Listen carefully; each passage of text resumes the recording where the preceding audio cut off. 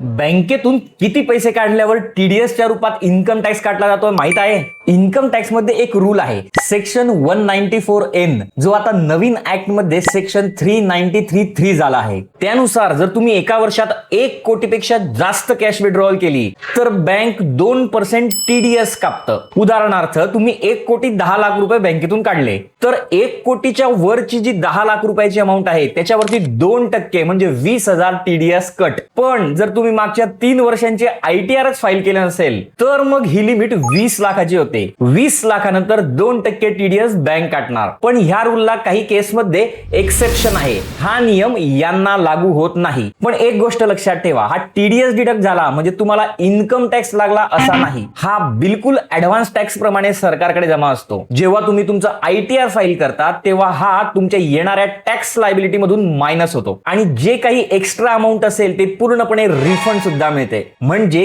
Cash काढणं आता completely free नाही. बँक चार्जेस तर आहेतच, पण टीडीएसचा हा विषय आणखीन वेगळा.